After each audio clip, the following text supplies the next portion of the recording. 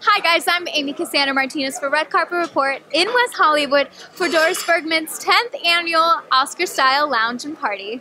What are your plans for Oscar Sunday? A lot of people have said they're staying at home, so don't feel bad if that's what you're doing. No, I'm actually going to be on CNN doing their coverage with them of the Oscars this year. Yeah, sort of their stunt pop culture expert, I think. Yeah. Nice. And I think they technically need at least one person who's watched all the movies. Yeah.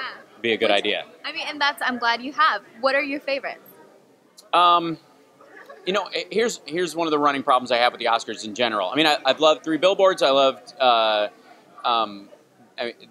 Sam Rockwell's performance really stood out for me amongst a bunch of other things. My issue with them is that they are so different. You can't put Shape of Water in the same category. So this idea that we're sort of competing over best tiers is really awkward. I loved Gary Oldman's performance this year was terrific, but in and of itself, it will stand on its own because of the extraordinary nature of the character that he's playing. You know, I've always argued that it's actually harder to cry in an Avengers movie than it is in a Meryl Streep film because it's more work. Yeah. Right? If you're in a half green screen set with other actors that might be of marginal talent but have a movie star level quality, and you're interacting with them and you're trying to work up to what's genuinely an emotional scene, that takes way more work. You know, crying about a tennis ball on a string, essentially. But later that will be the monster that you love very dearly. But right now it's just a tennis ball on a string. Way harder than doing a scene with Meryl Streep, where the entire production is there to protect your performance. I know. And so I don't know that, and I obviously have a chip on my shoulder about comedies never really getting a plus. If you think of the only two comedy Oscars they've really ever given out, Marissa Tomei and Kevin Kline, were effectively because they were known dramatic actors who ventured into comedy, and they were almost given a pat on the back for doing comedy. Not that their performances weren't great, Right. but so many other comedic actors who were fantastic were overlooked because, well, that's just what they do. You know, everyone else in A Fish Called Wanda, that's pedestrian for them. It was Kevin Kline doing all the work. And so it's a difficult one when you're trying to judge performance. And I really try to focus on just the celebration of great performance, however it shows up, because it's the only way you can do it. Otherwise, you'll get pissed because there's no way your favorite's going to get the statue across the board. Yeah. Well, I love that you're going to be doing the Oscars coverage then, Yeah. for sure. What are your plans for getting ready for that? I mean, you've seen all the movies. Well, Do I you have already any- look good, so Yeah. I mean, it's really much job to is do. done, right? Right. Yeah. The funny thing is I have no doubt that the reality of that circumstance is starving to death until you get to a party and finding out there's nothing to eat. That's Oscar night. Understand that. Like, for every star you're seeing on, at the Oscars, and they're sitting there and they're wondering if they're going to win or they're wondering if they're going to lose.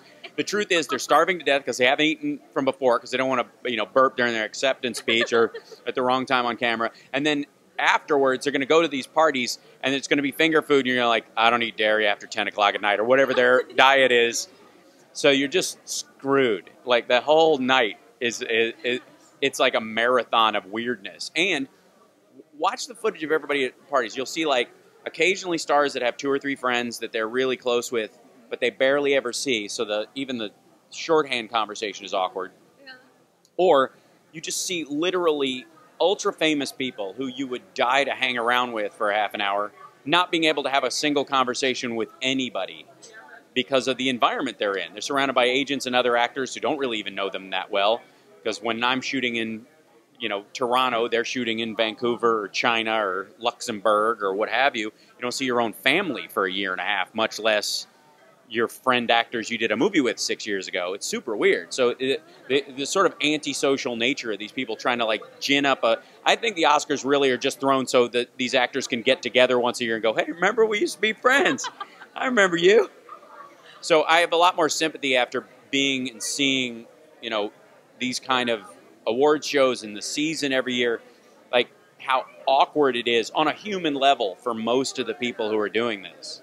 Well, God, I mean, and my only recommendation, I guess, would be for everyone is take a snack. We want to make sure that you're fed. Yeah, have as some well. sort of that's why Ellen brought pizza that one time. That was why that was an inside joke for the whole thing. That's why, because they couldn't or whatever. You can get, honestly, You bring a snack. You're really going to be the one person who's caught on camera snacking when they cut away?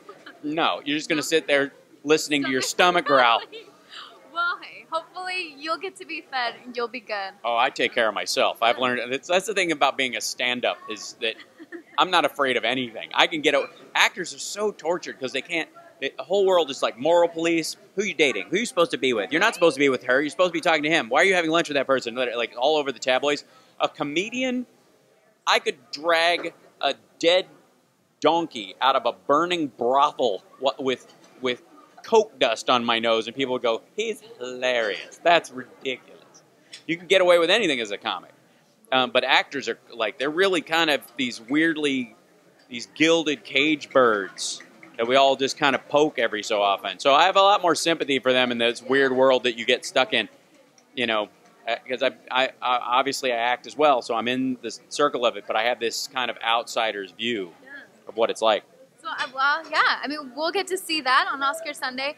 Can you Right. tell everyone briefly where they can... I'm Hal Sparks. You'll see me on CNN on Oscar night. Of course, you can follow me at Hal Sparks on Twitter if you really want to get offended.